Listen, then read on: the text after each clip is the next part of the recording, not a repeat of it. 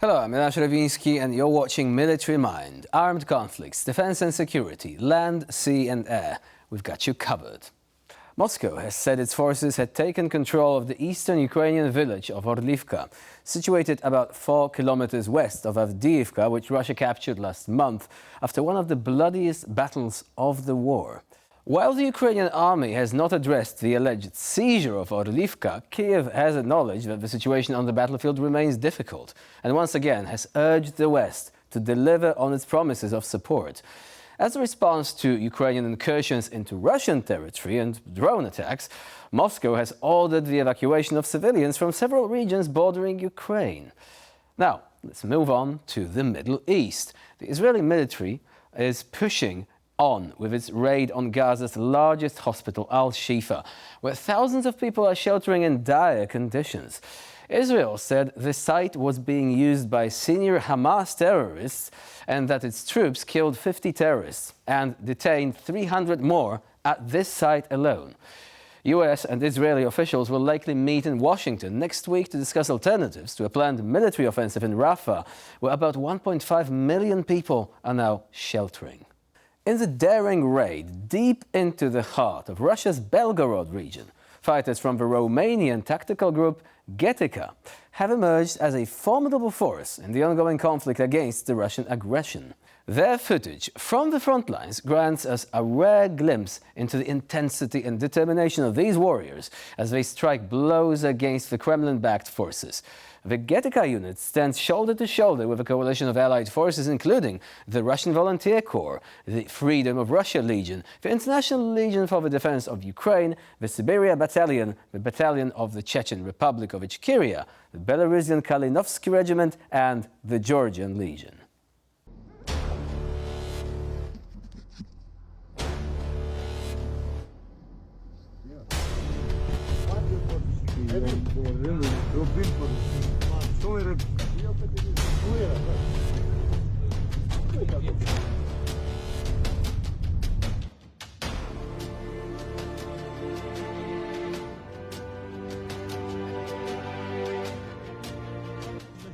E bun un pic de sport. E bun un pic de sport.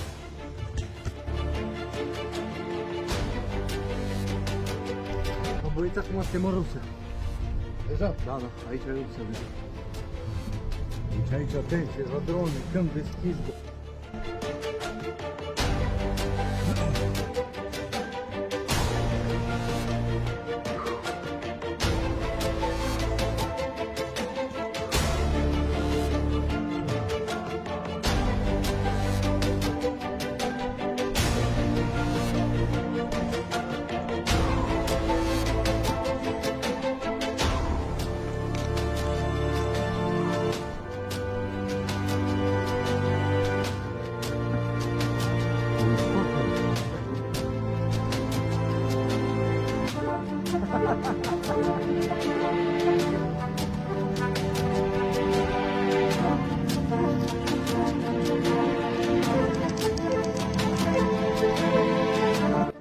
Sorinel, tata, cum ești? Ești bine, nu? E bun.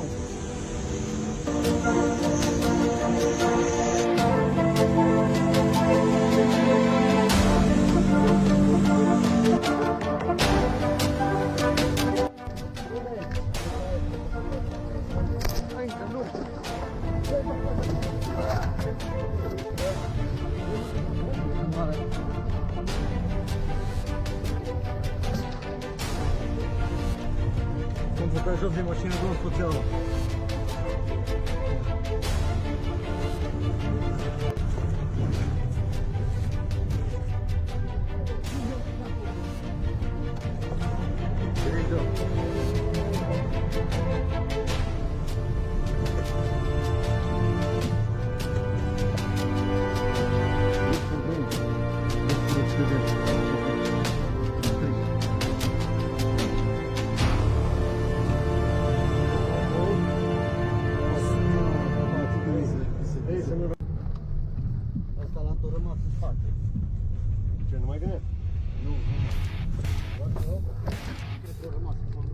Vii cu ceva.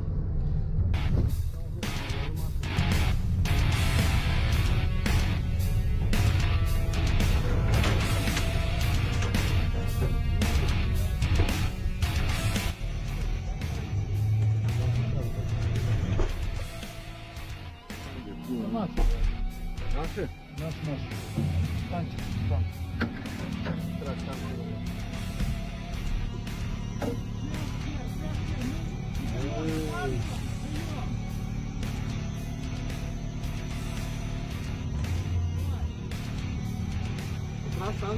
Да.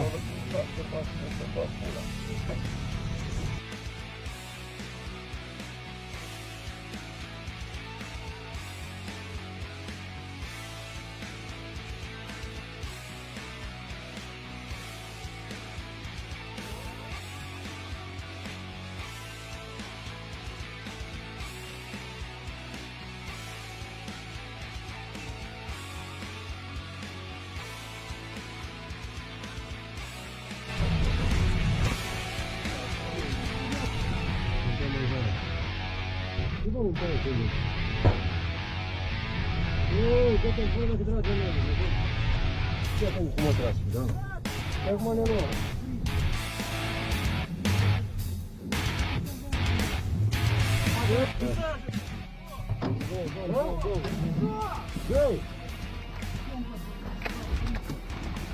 Ну, что там?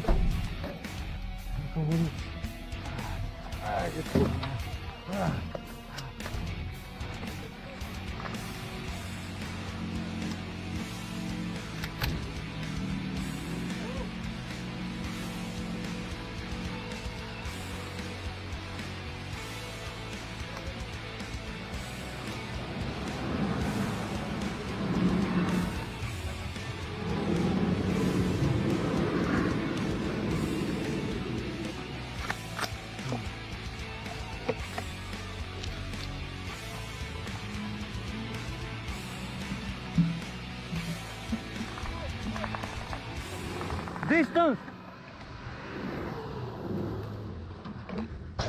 In an impressive display of defiance against Russian aggression, Ukrainian forces stood their ground as Russian occupiers tried to breach their positions in a brazen assault. Now, the scene unfolded amidst the fog of war, with tension thick enough to cut through with a knife.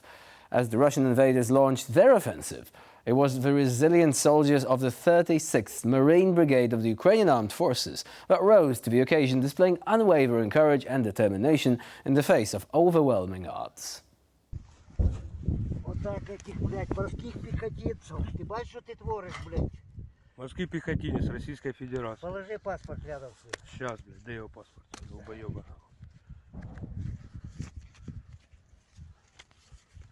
Вот, блядь. Алексей Геннадьевич, переверни, я ебало, блядь.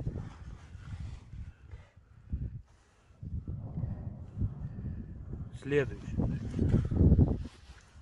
Контрактник, блядь. Контрактник, какие, блядь, рисунки? Контрактник, подписавший контракт, блядь, 2 месяца назад, блядь. Буде дальше гнить в селі. Так що, блядь, підписуйте, приїжджайте, блядь. И будете лежать. Вот следующий, блядь. Вот этот ебан. Показывай, что это, блядь. Пидорастическую. Вот, пидорастическая хуйня. Положи на него. Федор, блядь, Порфирьевич, нахуй. Петух вонючий, блядь. Подписавший контракт, блядь. Ёбана дура, блядь. Ровно, блядь, 3 месяца назад.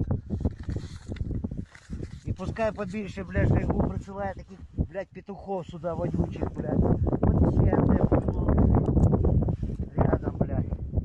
Вот тоже хуило. Группа штурмовиков, блядь, остается навсегда в селе.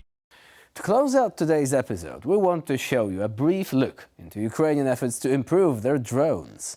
In just a moment, you'll see a Ukrainian FPV drone fitted with an automatic homing function, something that is becoming a nightmare for the Russian armed forces. In this struggle for survival, every single decision can prove a life or death kind of choice. Let's take a look.